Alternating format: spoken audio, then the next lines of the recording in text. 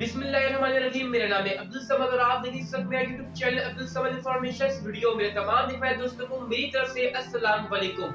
नाज़रीन, आज हमारा वाक़या एक ऐसे कौम का है जिसको अल्लाह ताला ने बहुत बड़ी ताकत, एक हसीन हुनर से नवाजा था, लेकिन जब उन्होंने अल्लाह की निशानियों को मानने से इनकार किया, अल्लाह का हुक्म नहीं माना, तो उनका अंजाम फिर आखिरी में इबरतनाक हुआ। और इस कौम का नाम है कौम समूद और उनके पैगंबर का नाम है हजरत सालेह अलैहिस्सलाम। इनके पैगंबर हजरत सालेह अलैहिस्सलाम ने इस कौम को बड़ी समझाने की कोशिश की, लेकिन इस कौम ने एक न सुनी अपने पैगंबर की।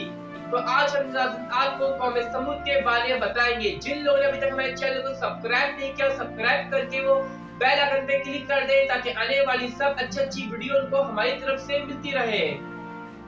रेतों के दरमियान नाज़िल पहाड़ों और पत्थरों को तराश कर महल बनाने वाली कौम अपनी शान में मगरूर हो चुकी थी। इनका हुनर ऐसा था कि नाज़िल जो भी इनके हुनर को देखता था दीवाना हो जाता था, मगर इस कौम का दिल हत्तर हो चुका था। नाज़िल अल्लाह ताला ने इस कौम को हिदायत के लिए इनके पास एक पैगंबर भेजा जिनका नाम था हजरत सालेह अलैहिस्सलाम। ये पैगंबर इनके अपने ही नस्ल में से थे और इन पैगंबर ने कहा इस कौम से सिर्फ तुम अल्लाह की इबादत करो, वही इबादत के लायक है। मगर इस कौम ने कहा कि सालेह हमें तुमसे एक सबूत चाहिए, और इस कौम ने बहुत ही अजीब सी एक हजरत सालेह अलैहिस्सलाम के सामने शर्त रखी,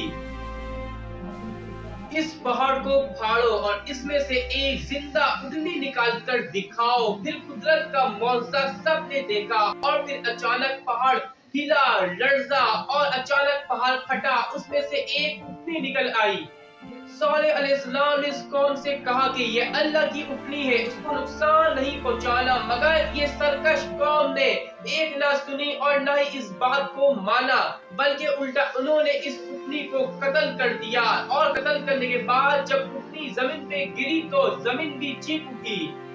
फिर नाज़रीन सालेह अलैहिस्सलाम ने इस कौम से कहा कि तुमने अल्लाह की उंगली को कत्ल कर दिया, अब तुम तैयारी कर लो, तुम्हारे पास सिर्फ 3 दिन है।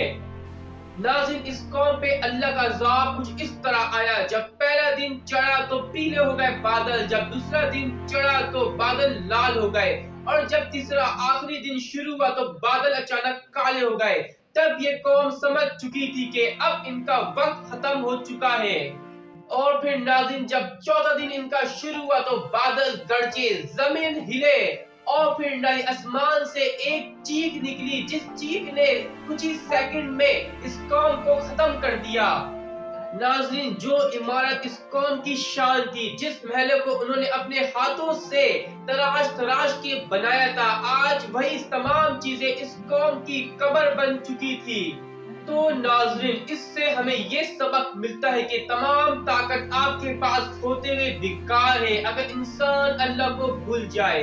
कौम समूद का नाज़रीन सबक हमें ये दर्ज देता है कि जो कौम कितनी भी ज्यादा ताकतवर हो, अगर वो अल्लाह की नाफरमानी करती है तो उस कौम के साथ इबरतनाक अंजाम होता है, जैसे कौम समूद के साथ हुआ।